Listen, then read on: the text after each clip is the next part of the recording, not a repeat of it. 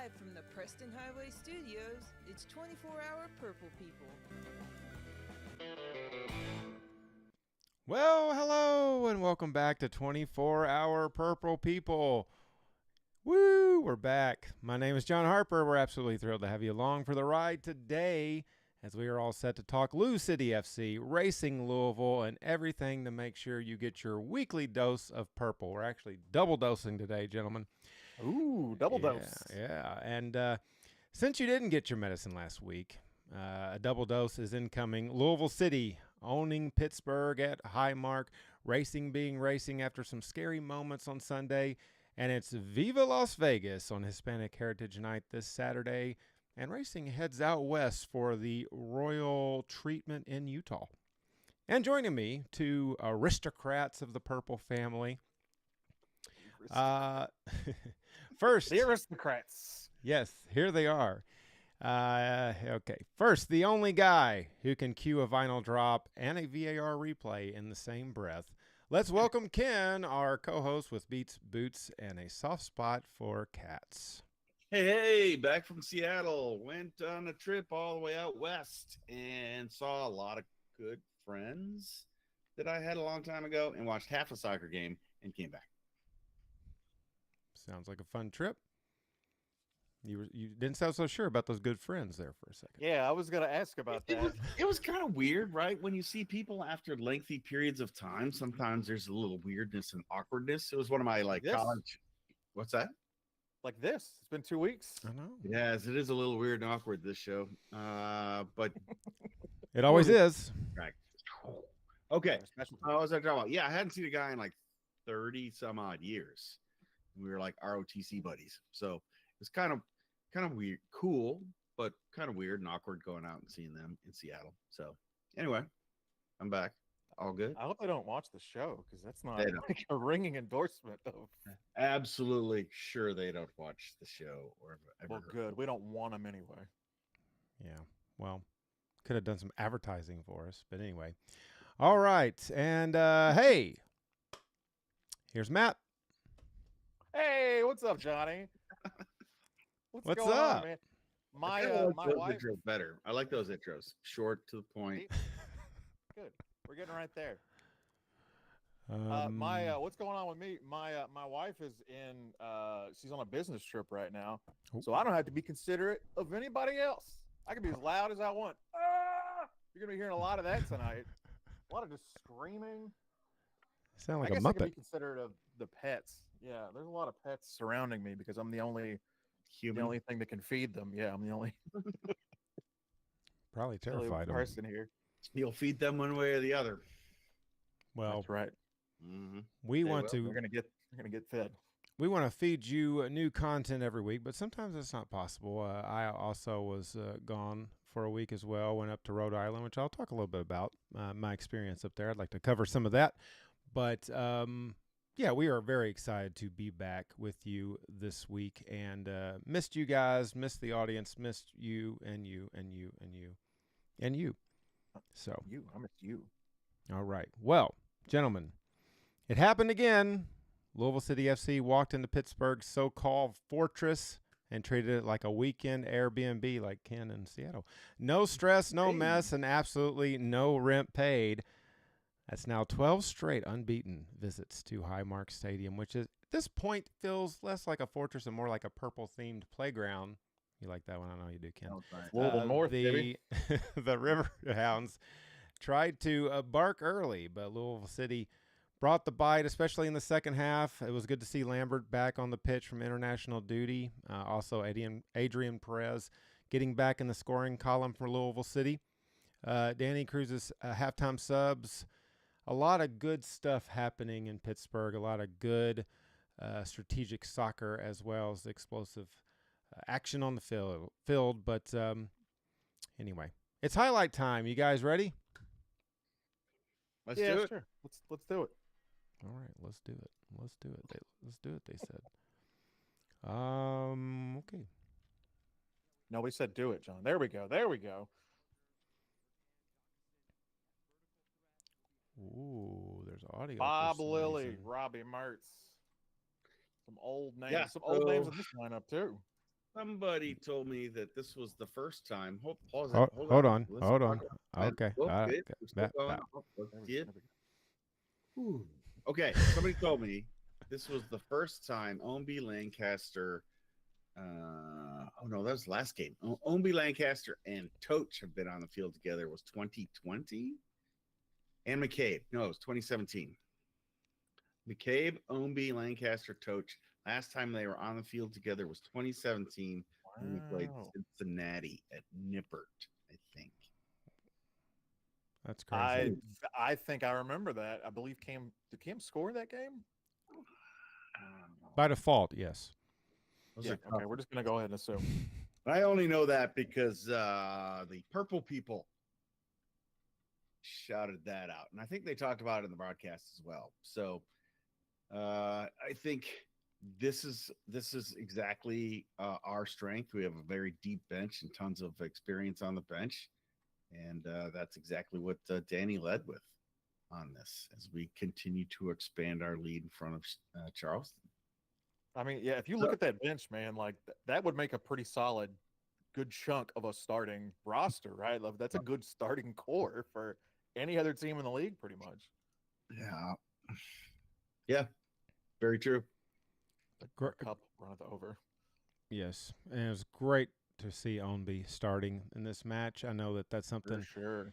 he talked about, really wanting to he just wants to play soccer. So here he is back in the starting lineup, starting 11. I mean, Good to see. you guys ever had Icy Light? I saw that advertised a lot during this game. Icy Light. What is Icy Light? It's a beer, I'm assuming. Probably like a ice local beer? thing. I don't know. No, it's IC, just IC, like Intercontinental Championship beer. Light. Yes. Doesn't sound very good. I would try it. I mean, it's light beer, so. All right. Denmark is beautiful, man. God, what a stadium. It is. And I'm so happy that they're going to kind of keep the concept of looking over the river like that. Yeah, yeah. Probably is costing them a little bit extra to do that, or maybe they're driven to it by the lot size. I don't know, but it's always a fun trip. I know we had a bunch of people go too. Yep, had a real good turnout. They've sold really consistently well. Also Pittsburgh, so good for them. Yeah, this year. I mean, a couple of years ago it wasn't great, but their attendance has really picked up. Not a lot of highlights for the first half. What the hell happened? Did anybody blink? Did anybody blink? Because you just missed the first half. What? I don't think. Just missed it. Let's watch the first half again here. It's All right, ready? All right, go. a whole about 30 seconds long. And we're And done. that'll do it. There's the Yep. whistle. What you missed was 5 combined shots in the first half. It was not a lot going on. No, there wasn't. I know I noted at the 23rd minute we were at 20% possession, and I know that we concede possession intentionally a lot, but come on. But we conceded it, and then we kept them in the middle of the field.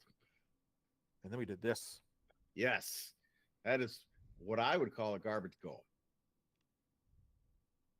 Good shot in, though. I I'll like take the it. idea. It's a creative set piece. That's given a lot. He blasted it in, Playground stuff. and you know there's a number of times that you'll get those goals like that. He was in a great position, relatively open, but he just blasted it through a whole bunch of people. And 9 times out of 10, you're going to get some sort of deflection. And I think there were 3 or 4. I don't know. It's kind of hard to count. And it just kind of fell to Lambert's feet and boop, in the goal.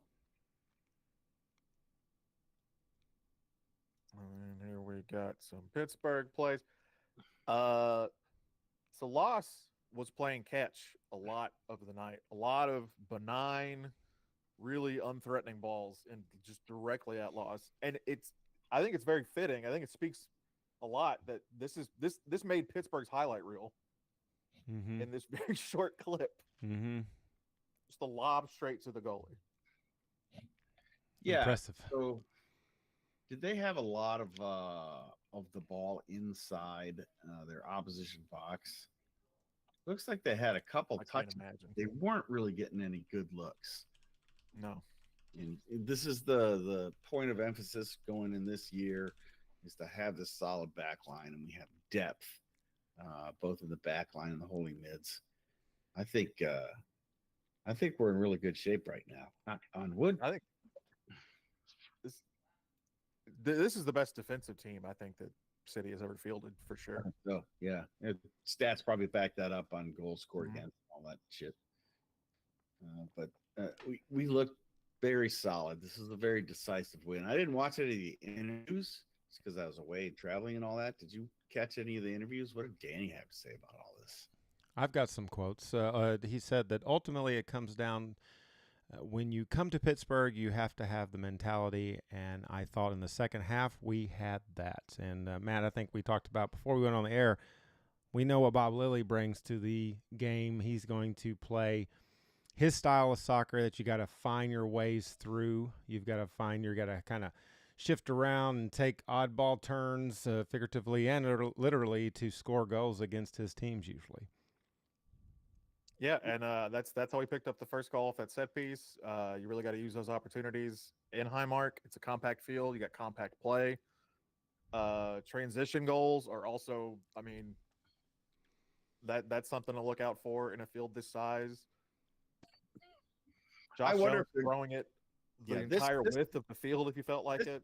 This throwing right here is just incredible because he just tosses it right to the penalty spot, basically.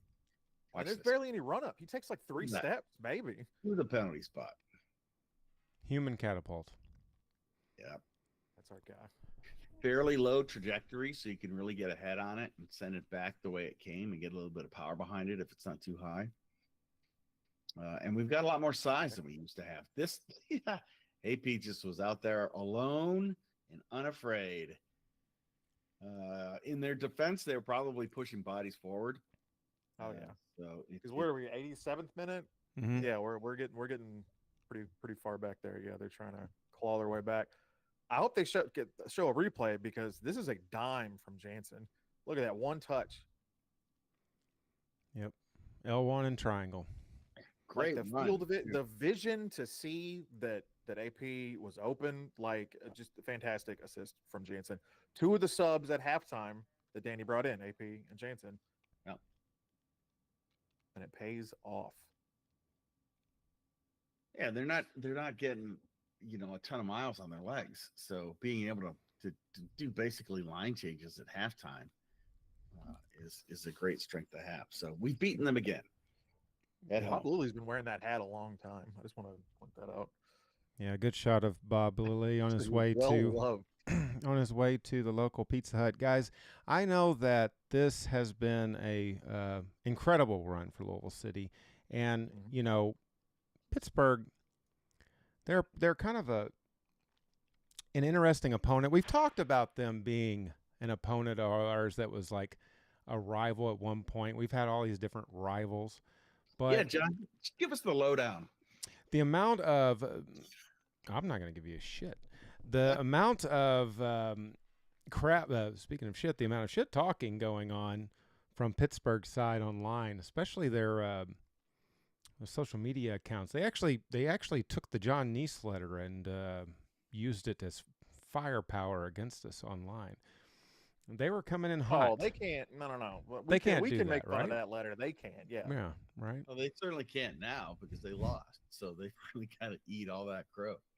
It was good to see, of course, Louisville City fans making that travel to Pittsburgh. A lot of people really enjoy it. And it's great to see AP back on the scoring sheet. First goal since March. Of course, he's lost a lot of time this season due to injury. So great to see him back on it.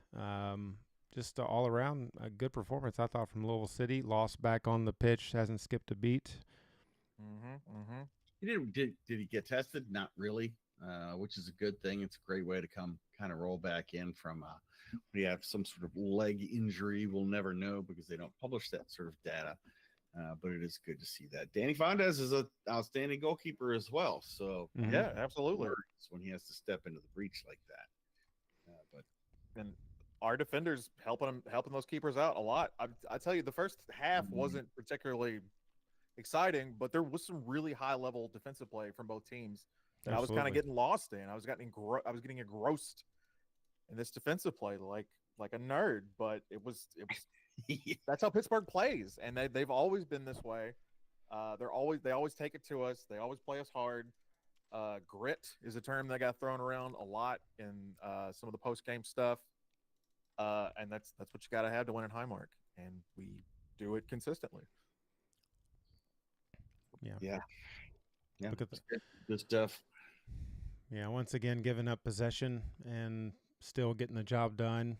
Only 8 total shots, with Pittsburgh having 13 total shots. A couple yellow cards in the first half didn't stop Louisville City from just having another gutsy performance. They're finding ways to win games even when they're not at their best. That was at Rhode Island, a game that I was at, but we missed analyzing. I mean, that was a match where the weather was an element, but it also was just very it was just gritty soccer. I mean, I think we come to expect that at this point of the season, don't we? Yeah, this is an Andy Cruz coach team. So yeah, you're gonna get a gritty soccer. Mm-hmm. We have a bunch of players on our team right now that play really, really well in gritty soccer, as long as they don't pick up a ton of cards. So Kevin Lambert, I thought, was really stood out in this game, and then the defense people right behind him.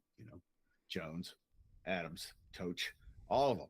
Solid performance. Gritty players. I don't know about Jones yet. He's a little bit too new, but certainly Adams, his hair, and Sean Toach.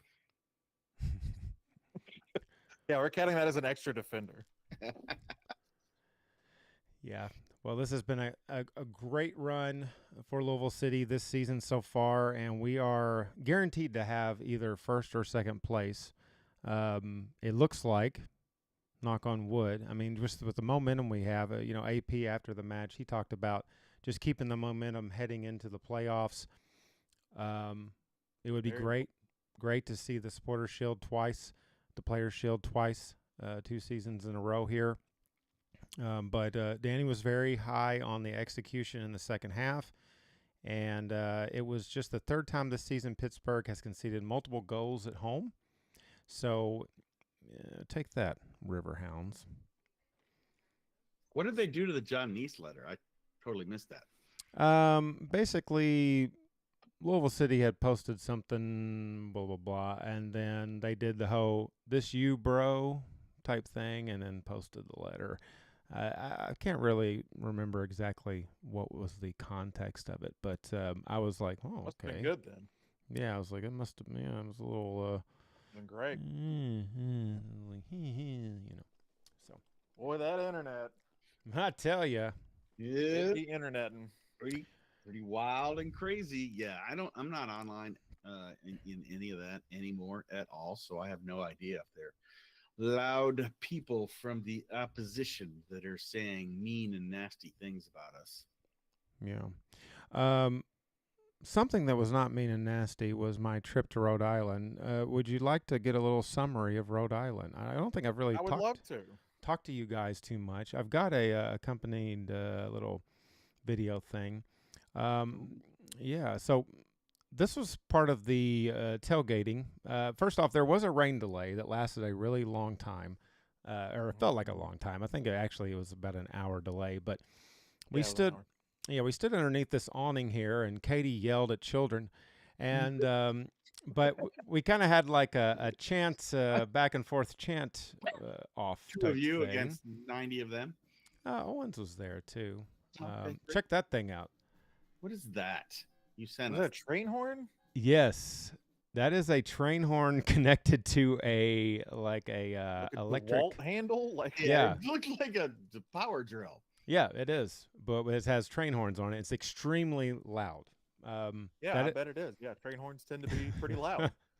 That's Matt from the podcast, the Tide Talk. So we marched in with their supporters, which was a lot of fun. Now, mind you can't really see it on the video, but it is just pouring rain here. By the time that we got into the stadium, my feet were soaked. Which was, something. You walk barefoot. I mean, what do you expect? Well, yeah, we are from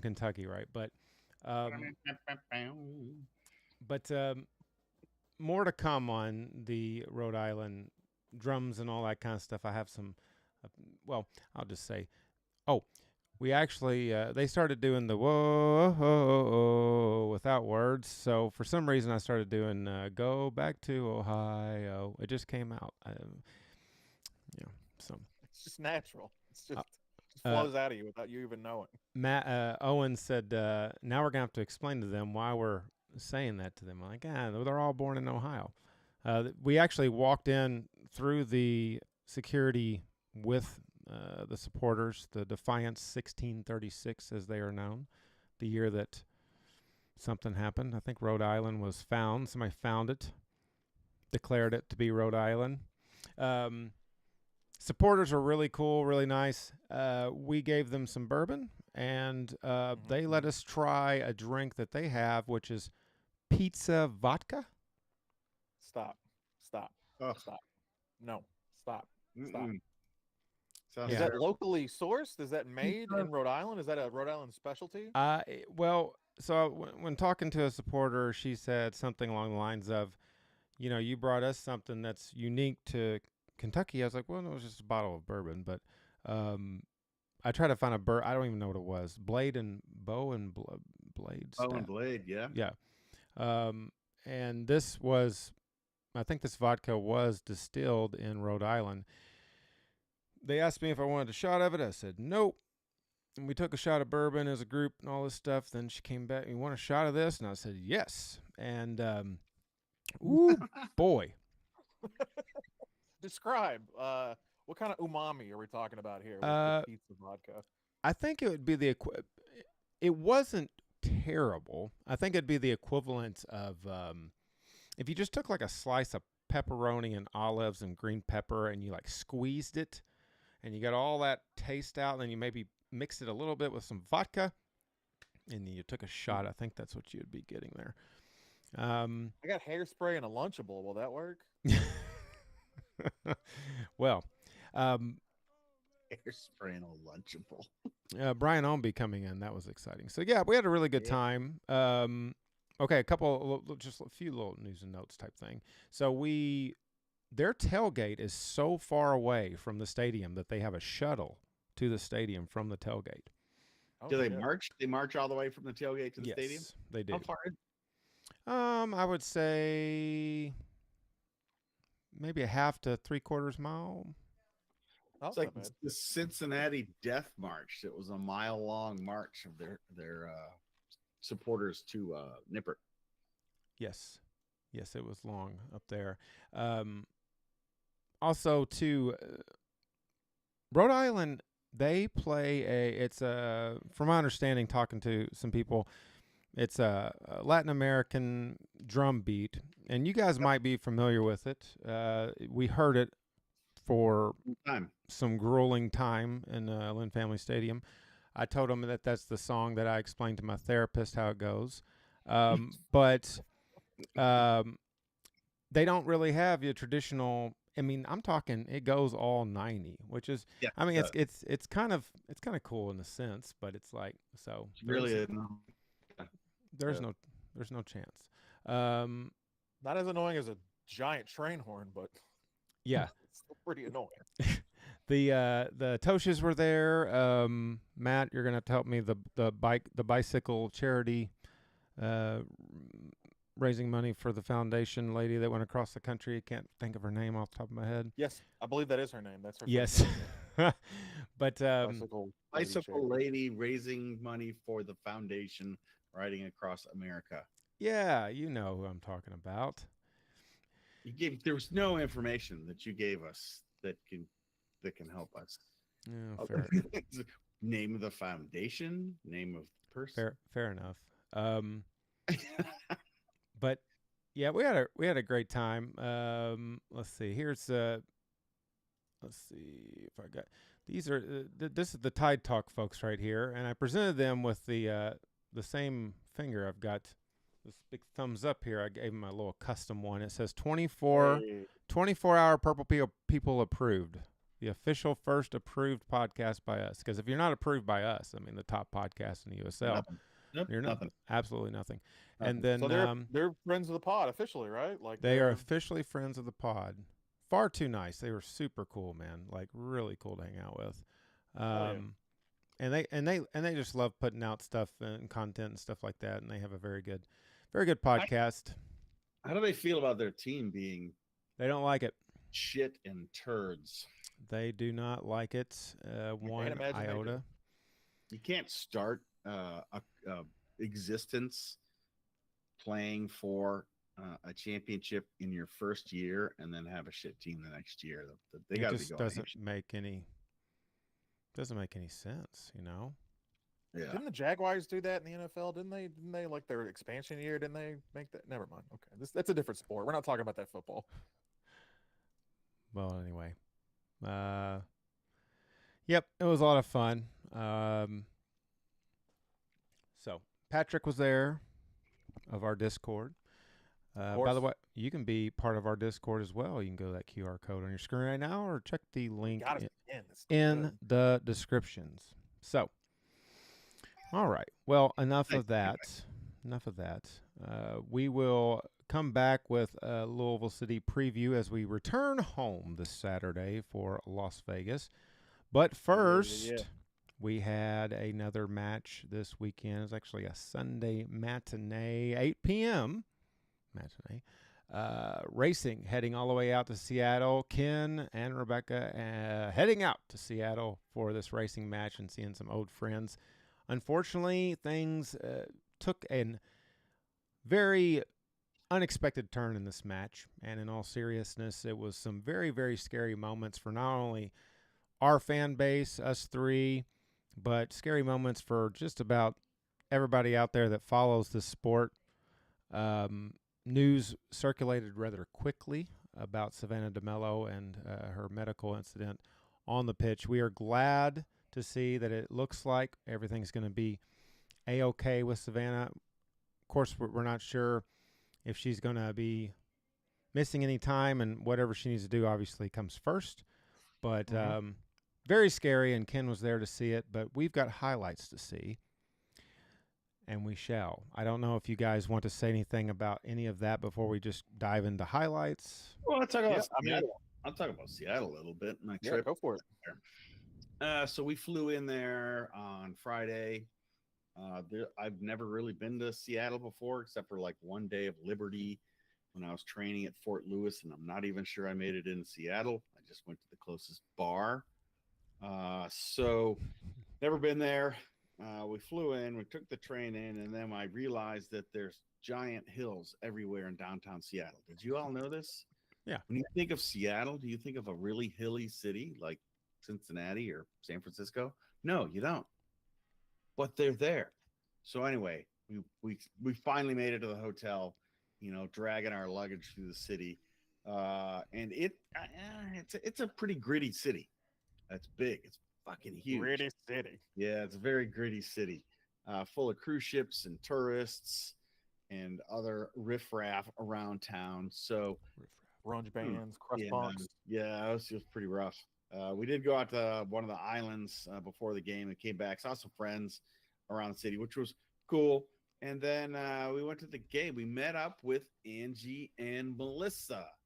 Melissa being the best capo that has ever graced. That's right. Number one with a bullet. The greatest of all time. The capo goat. The Tifo goat. No offense, John. No offense. Yeah. So Melissa retired from the Army about a year ago, and she is happy. I know the feeling. So it was great to see them.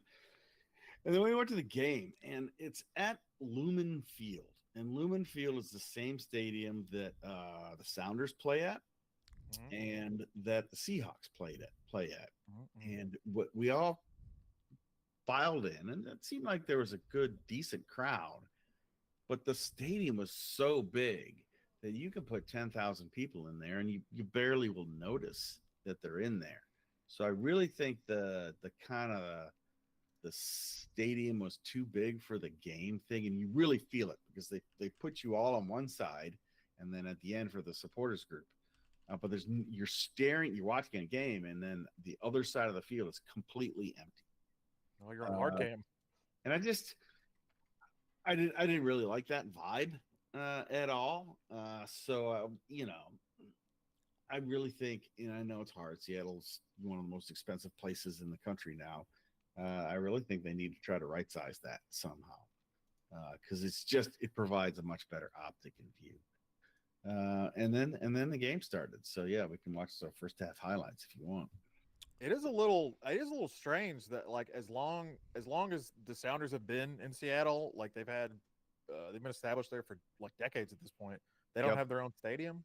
I don't know. This seems a little strange, but I think they probably did at one time. They're an old NASL team that played with Tampa Bay and the Detroit Express. If anybody remembers that team, but I think they probably got too big. They probably got too big for wherever they were playing before, because the Sounders game was the evening before, and I think we didn't go, but I think they do a pretty good job filling that stadium up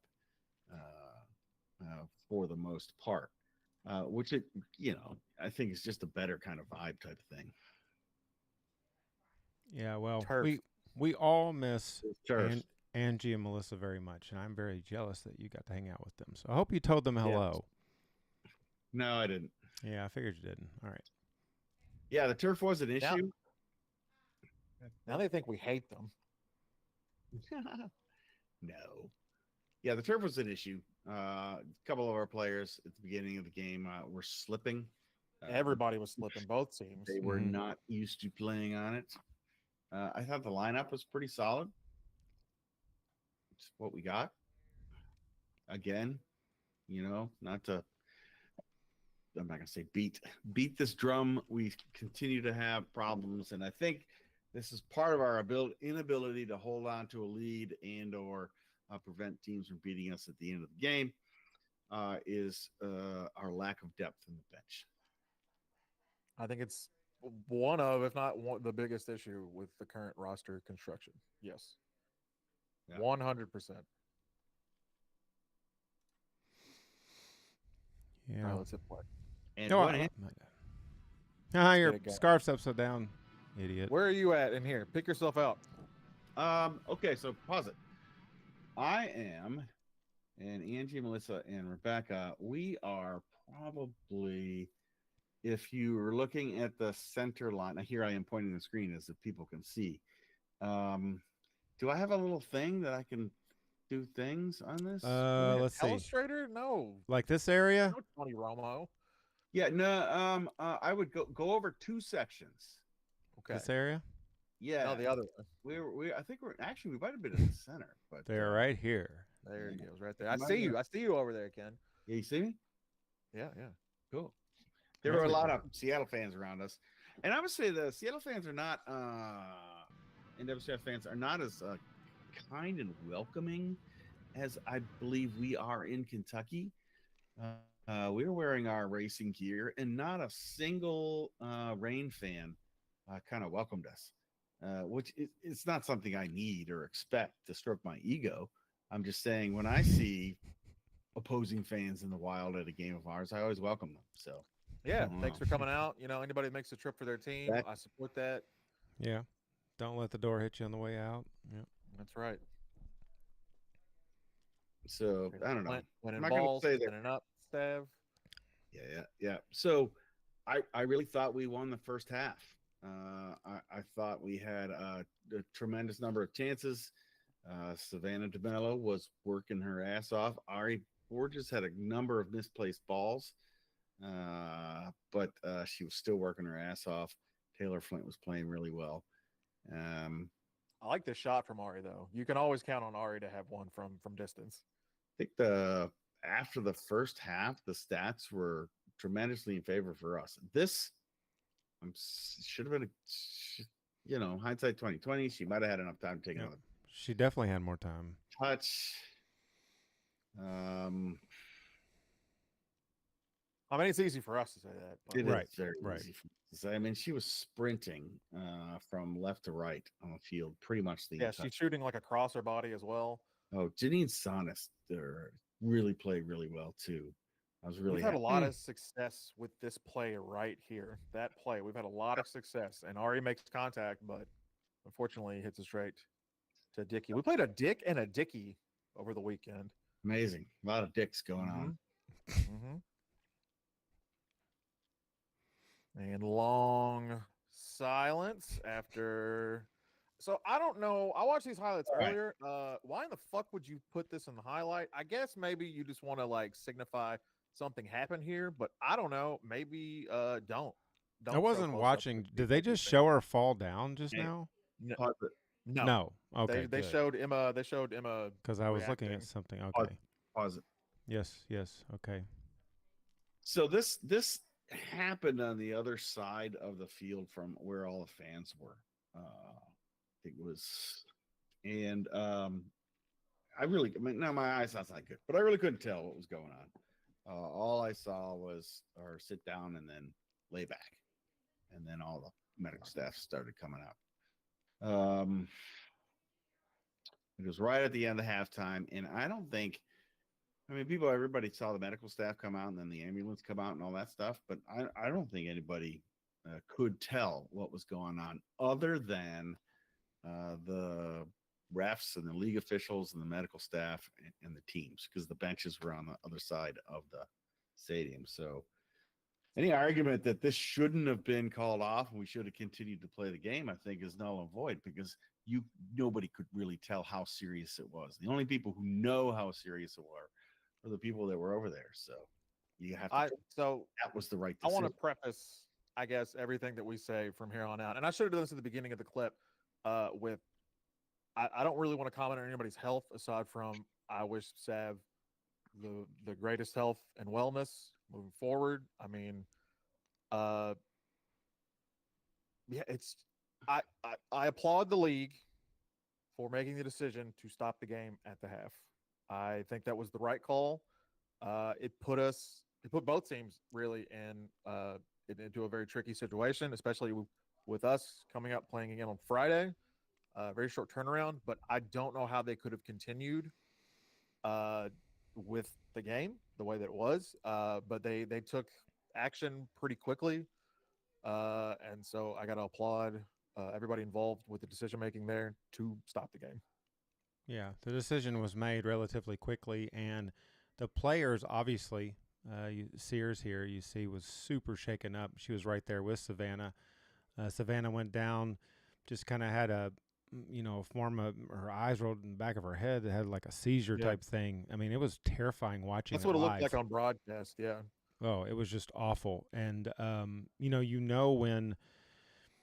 they came back at half, the commentators, both of them were like trembling voices and not, just didn't really know what to say, and just, asking for all the support for Savannah. It was pretty scary. And Ken, I can see why you wouldn't have known, because from a spectator standpoint at the match, I mean, it's just, you see ambulances sometimes come out for lesser things, but this was a scary thing and a battle that she'll have to deal with for her entire life, I guess. So. Well, I know that she was publicly diagnosed with Graves' disease, which is thyroid disease. I've actually myself also been diagnosed with Graves' disease. It's when your thyroid pumps out too much or too little thyroid. I call it thyroid juice. That is not the right term. I always get scolded by Rebecca when I say that. But this thyroid juice does really important stuff that I don't fully understand for the human. Whether or not this was that, I don't even want to speculate. But I know that Graves' disease can be hard to manage, especially if you're a professional athlete. And she certainly was working very hard at that game. So all the best. I would say that there is an end to thyroid disease, and it is manageable even by professional athletes. So thinking this is the last time we've seen Savannah Demelo on the field, maybe a rush to judgment. No, that's not the right way to say it, but maybe too quick to say anything like that. So we'll see. I've been reading pretty much every article that's been coming out about all this, and one of the articles mentioned, and I believe it was a quote from Sav, that the last sort of on-field incident with her, it was a result of medication, like a side effect of medication. So Hopefully, it's something as simple as that. But again, we don't know, and we wish her all the best. I mean, Bev mentioned quite a few times that like when things like this happen, like soccer sport very quickly becomes secondary and almost irrelevant to anything else that's going on. Absolutely. This is somebody that performs for us at a high level every week, and their health and safety is and I don't think anybody's arguing that. I think the only point of contention was whether or not to stop the game, but they didn't, and they're playing it right now. And John really wants to play this replay, so here we go. He's moving us along. What an interesting set of circumstances to come into, though. You have a 45-minute half. We were winning that half. We were winning that half. And so now what? Okay, so we who did we bring in? We brought in Katie O'Kane, who replaced Savannah Demelo.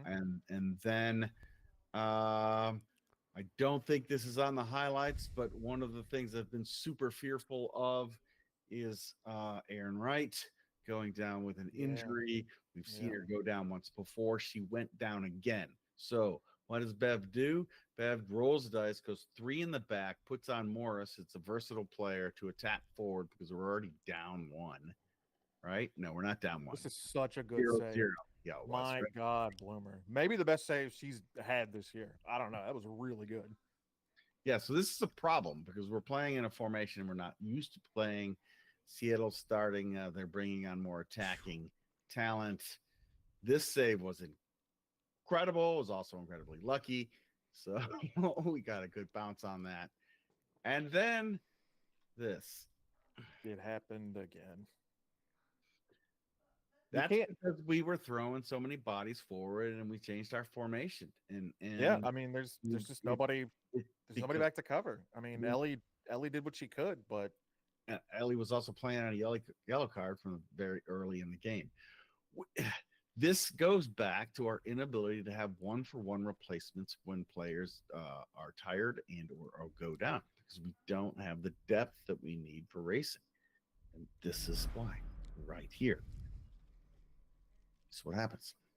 I love these graphics, John. When did you have time to do this? Racing during the break? Like running down stuff now. I had a tooth extracted, so I was on a sick day.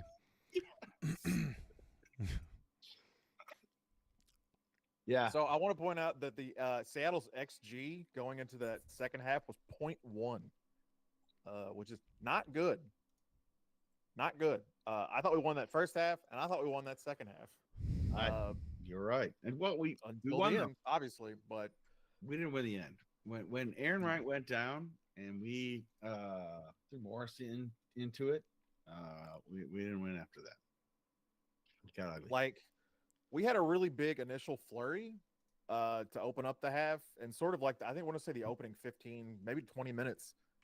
We had a lot of good shots, but they don't show in that clip. Is Emma Sears missed a wide open goal. Yeah. Wide open. Should have been a goal. So once Seattle absorbs that, I start to get a little nervous, right? Yeah. Because this has happened before. And then they start pointing out the stats, right? You hear former Manchester United goalkeeper Gary Bailey. You're right. He points out all these stats, and I'm like, you don't have to talk about it. We don't have to put that in the air. And then there's a graphic. There's an actual on-screen graphic. As we get closer, as we get into the 80th minute, there's a graphic. Did former Manchester United goalkeeper Gary Bailey do the graphic? He might have. With his keeper gloves on. Just like on his little touchscreen on his iPad. This has turned into a season of like, we should have won that one. And now it's a season on the brink. We are the unluckiest team. There is a measure of luck in soccer, whether when you're shooting in the goal into a crowd of people and you're getting a lucky deflection that's putting into the goal or getting into the save or whatever, or players getting injured or things like that. And I swear we need to do something. Sacrifice a chicken or something like that to get the gods back on our side because this is brutal. I don't know. And I'm a vegetarian. And I'm talking about sacrificing chickens. Terrible. You don't even eat chickens. Yeah, I don't even eat chickens. I'll eat the chicken if you sacrifice it. At least it won't go to waste. I don't think that counts as a sacrifice if you eat it after you sacrifice it. You sacrifice it to me, yes. I think that the second worst part of this match is the fact that I felt that first half was the best first half we've played all season. We look good. I mean, I thought we looked like we were going to kill this team. We walked out of that stadium with all those Seattle fans. They still wouldn't talk to us, but they had kind of a sign of relief on their face because they knew they were getting beaten. Whether we could have sustained that into the second half, I don't know. We'll never know. But they were beaten in that first half. When the incident happened, Ken, was there like did you feel like this vibe of concern in the stadium, or was it so far from everybody? For sure. I mean, as much as people would be concerned, but yeah. Some people were confused. There was a lot of confusion because it was all around. Yeah. It's probably easier to see on the TV. It was, unfortunately. It was not fun to look at. So, yep. I just want to say that, like, the tenacity and like the toughness that this team shows, like, I don't know how you get back in a headspace to play another 45 after all this. Like, we've heard all year that, like, this is the best locker room, the best culture that the team has ever had. And I think it's a testament to that they were able to put on what was a really good showing up until the end in the second half. I mean, what the team has been through this year has been just crazy. Just I thought I want to say incredible, but it's not good. It's a bad incredible. It's like unbelievable. I thought what the team has had to go through. It was a nice gesture. Both teams having the SD7 wristbands to honor Demelo, so that was nice. From our understanding, she's in stable condition and everything is A-okay. And she had she sent out a thank you to everybody out there. So everybody was with her in that moment, and definitely scary. But sometimes when teams go through this kind of stuff, it builds a lot of character. I think this team already had a lot of character, and I think this is only going to give this team even more character heading into this next match, which, it's a trip to Utah, gentlemen. You guys ready to go to Utah? You ever been to Utah? The land of the Mormons. Yes. I'm telling you, Rebecca and I talked about this. I don't think we're going to do any road trips anymore because this shit ends in disaster. The last road trip I did for either team was that infamous Eastern Conference Cup final in Tampa Bay that we lost because one of our former players scored on us in the 10th minute of a 5-minute extra time. Do you remember that one? And now we're all talking about. We're all thinking about it because you brought it up. So yeah. Sorry about that. Okay, all is not lost for Racing Louisville. No, it's not. With 26 points, North Carolina is barking at our heels a little bit. Houston Dash is 3 points behind us, and we play the worst team in the league on Friday. Yeah, a trip to Utah. It's a tough turnaround, though. Yeah. Tough turnaround. Ken, they turn around, they just go straight out to Utah. Ken, did you have fun in Seattle? Did you have fun? No, not a lot. It was wonderful seeing Angie and Melissa. What a and dick. Wonderful seeing my friends. But That's just a red card. Most people would love to be able to afford to fly to Seattle to watch racing. Go to more away games. You bastard. Come with me. Like this, maybe he's doing the right thing. I don't know. The mute function does no longer work, but I will not. Mute function doesn't work. I will not go to. No, it's killing me, man. Killing me. That's a suspension. Yeah. Well, trip to Utah racing heads out west this Friday. This team has struggled. The Royals have really struggled. They're playing better now. Captained by somebody we know and love, Paige Monahan. who is scoring a bunch of goals for him now. All of a sudden, we always liked her. I think we didn't we lose her in an expansion draft or some kind of Yes. shit like that to this team, She was unprotected. Yes. and now she's playing really well for him. So good for her. Try not to play so good on Friday. Matt, She do you scored 3 think straight. the Royals are more meh than majestic? I mean, they did beat Houston 2-0 last match, but Houston. Do not let the statistics fool you because they are a hot team right now. They haven't lost. They've only lost once since the break, and that was to Kansas City. So does it even really count? And they're unbeaten in 5. Paige Monahan has scored in 3 straight. They've gotten a couple key players back from injury just recently. Kaylee Real, she just returned for them, and she's really set their defense straight.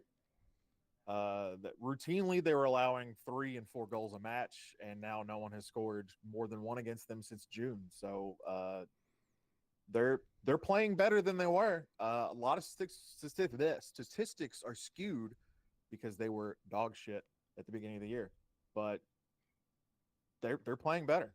This team's a real threat, and we're going to their house, right? We're a little banged up too. Do we know what's going on with Aaron Wright?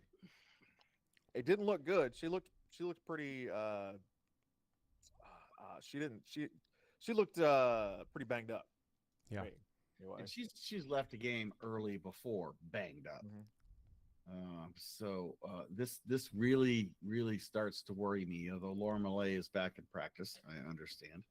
She was on the bench actually for the second half.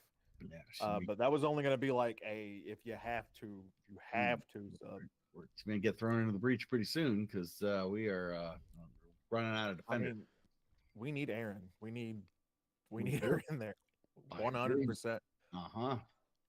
Yeah, Utah has conceded a lot of goals this season. I know you hit us with that 1 goal stat at home, but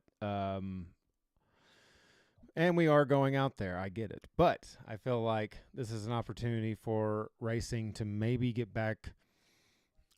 We need to score multiple goals against this team. We need a game to come out. I felt like it was going to be in Seattle. I felt like in that second half, just the way we were playing in the first, I felt like we had a lot of good things happening in that game. It is a short turnaround, very short turnaround for Racing. I'm hoping that they're staying out there. And in Utah, you have to deal with a little bit of altitude as well. They are. They're not thinner air. Yeah, so they're staying on the West Coast. Yeah. So it's the XG in that game. Yeah, XG is crazy. It's off the chart. It's 215 for Utah, 667 for us. Whew. I know. And when you kind of look at the highlights, you look at our top goal scorer, who should be at 8 after that last game, but she's only at 7. I'm serious. I think there is a possibility that she can start to use her speed against this team. So we'll see. Start to run at them. Yeah, Racing I want to see more McKenna Morris. That's who I want to see. Such a versatile player. I just really want to see what she can do. Just let the reins off. Let her go. You probably will see her more. Somebody's gonna have to replace Demelo. That's probably going to be O'Kane. So the question is where would Morris slot in?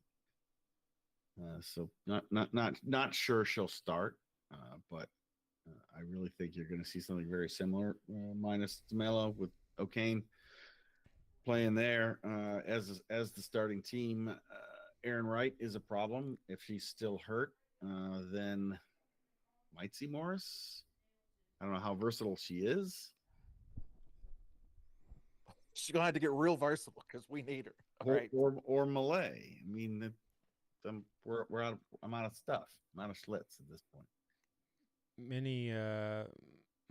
One key takeaway, I think, 2.56 expected goals in this last match against the Reign. That's the 3rd highest output of the season. So I think the offensive what we really want to start seeing. Finish out these matches, finish out their opportunities. We've been great on crosses, great on set pieces. Matt, I think you talked about the headers. I think we lead the league in headers for goals, if I'm not mistaken. So, yeah. So We'll see. We'll see. It's going to be moving difficult, on. but if they can recover from this, if they can recover from the hell week that they just had, I mean, there's no limits. It's the what worst they week. can endure. It was by far the worst week of the season, regardless of the results. It was the worst week of the season for racing as a family, We won as the 10-0. players as a family, and 2 ways to come out of it. And I feel like they're going to come out the right way. I think Coach Bev is going to lead them in the right direction coming out of this. So I love that optimism, and I'm going to co-sign that. well, thank you very much. Appreciate that. And if we're wrong, we can sacrifice a chicken. Yes, or John. We knew this end of the season was going to be really close, and it is going to be really, really close. I mean, Orlando has plummeted. Oh yeah, they're like 7th, right? And they're playing Fourth, North Carolina, that's 9th. Yeah, woo. This is going to be crazy. It's not quite do or die yet. October 4th, we're away at North Carolina. That's the game. That's going to be the game. We want these 3 points, which keeps us, in 8th, but puts us farther ahead than teams that are surging, like North Carolina. Well, they're not really surging. You said Houston was. No, I said Houston lost to Utah. Yeah, but Matt You said, listen to this show? No. to us. All right. Why are we even here? Last but not least, gentlemen, Louisville City returning Saturday night. The Las Vegas Lights, Ken's second favorite team, roll into Lynn Family Stadium, bringing all the glitz, none of the goals, and a defense leakier than a casino buffet sneeze guard. You like that one? They're scored just 6 goals on the road all season, Matt, which is about as threatening as a slot machine stuck in tutorial mode. Woo! Yeah. Deep cut. Yeah. Meanwhile, Louisville City has been stacking the poker chips, just like me at Southern Indiana, setting top of the USL, of course. Way ahead of Charleston at this point. Well, maybe not way ahead, but we know Lynn Family Stadium is the fortress of the USL, unlike Highmark. And Vegas comes to town, and let's see. It's going to be interesting. The Lights might want to check the odds of this match, Matt. I don't know if they're going to want to check those odds, to be honest. So Las Vegas has had a pretty rough season. They got a new coach in August. Their former coach was relieved of duties because the team was bad. It was real bad. They're still a work in progress for sure, but they have shown some improvement since the new coach came on. Their keeper, Arazarena, I believe is how his name is pronounced. If it's not, John told me how to pronounce it, so it's his fault. John's. Yeah, but he was named to the USL Team of the Week this week. I think it was 0-0. They had a 0-0 draw with Miami. Why is that an accomplishment?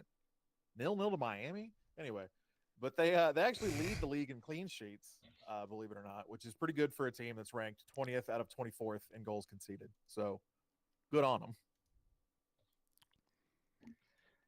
Yeah, it's not the coach's team because he came in mid-season because he had to rescue a sinking ship. So you're never going to have the type of team that you want. Are they righted? Probably not. I think doesn't seem like it. We should be just fine. Knock on wood. I expect to see more veterans get run out.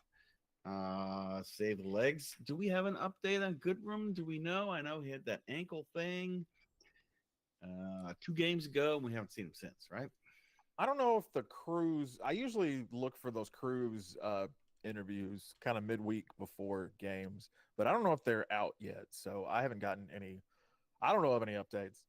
Yeah, I would want an update on that, although I'm not, freaking out that our top scorer is down on the injured reserve list because we have plenty of people that can step in there and do an admin just fine job, especially against a team like this. I think this is going to be a fun match. Whether it's going to be great. Hot Hispanic Heritage Night. I would really like Hispanic Heritage Night. They're wearing those great kits, those pregame warm-up tops. Those look great. I'd like to see Lancaster score. I would. I like to see the start game. Yeah. This is my goal for the game. See what I did there? Do you think that we're going to get a similar old school lineup? Everybody kind of loved that old school lineup that we had. Isn't that what I just fucking said? No, you didn't say that. You said Ownby, or you said I Lancaster. Spread out the veteran. Bless you. Don't you listen to us? Yes. Now you don't listen. I'm the only Well, one that listens to this show. What I'm saying is, do you think we're going to get the full blown? Are we only going to get bits and pieces? I mean, do you think Ownby's starting again? Do you think we're going to have a similar setup overall? Ownby played 78 minutes last game. Yeah, he played almost 80 minutes. Looked pretty good. I would expect to see Ownby again.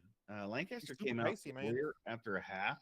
Mm-hmm. Maybe not Lancaster. I think McCabe came out at the half as well. And sure, Toch is healthy. He's going to play. So at a minimum, I'd say Ownby and Toch. I honestly like Cam coming off the bench to finish games. I think that's where he's I think he could be most potent. Yeah. Coming in against tired legs. But yeah, I mean, honestly, if Goodrum's healthy, just keep him. Just keep him on the bench. I mean, he doesn't need to see action in this, to be honest. You want people to stay match fit, match sharp. Yeah, that's you true. Still want them to get minutes, just so they kind of don't lose that touch. Because remember, at the beginning of the season, it took Goodrum a little while to get going. Once he got going, he was unstoppable. But it did take him a number of games where there were no goals coming, and we were all like, "What the?" But he figured it out. You don't want to lose that by sitting on the bench too long. Wise words, Coach Ken. Yeah, right. Well, Vegas' most significant win as of late, it was a win over the red-hot Lexington SC. Whoa. Out in the west of Lexington, Kentucky. But, yeah, it'll be interesting to see. This Las Vegas team has been – they're not scoring many goals, that's for sure, and especially as of late, back-to-back games with goose eggs. Of course, their opponents had goose eggs as well.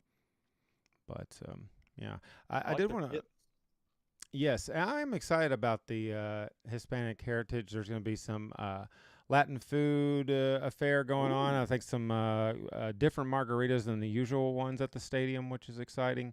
And then also a scarf and a kit. The kit's interesting. I like it. Some people said it was not great, but that's okay. I do have something I kind of forgot the most significant moment of the Rhode Island game. Speaking of Louisville City, and you mentioned them earlier, but you didn't mention them in this match. But I think a versatile and a very important part of our attack is this man, the human catapult. I ran into him in the concourse after the match. Now, did they not have dressing rooms? They have to walk around on the concourse. He was actually changing under a Bud Light tent, and I said, "Hey, human catapult, would you mind taking a picture with a possibly intoxicated couple of supporters?" But I put. Sure they've ever met sober supporters. Now, I am 6 foot. foot. Tippy toes. I am 6'2". No. Okay. So I mean, I'm a little scrunched over in this picture, but now Katie was kind of giving him a little bit too much of that hand there. But otherwise, a great guy. His whole family was there, and it was good to see Josh Jones. Are they all Giants too? That'd be cool. Like a family of Giants. Yeah. They had one of them was wearing his U of L kit, which is kind of cool to see. But yeah, I'm excited about Saturday, and it should be a lot of fun. And we sure did have a lot of fun tonight, and we sure did miss you guys. And we appreciate all the support. Hit that like button if you get a second, and leave a comment, and subscribe to this channel for more ridiculous content. Ken, you got any closing thoughts? No, I'm just happy to be back, and I'm ready to go to the game this weekend. Matt? Yeah, I'm pumped. Let's get going. Also, get well soon, Sav. I mean, I don't know. I just feel like you should say it. Yeah, absolutely. Absolutely. Well, for Ken and Matt, I'm John, and we are desperately out of time. And we are 24-hour Purple people. We will see you next time, Purple fam. Good night, everybody. I love you. I was waiting.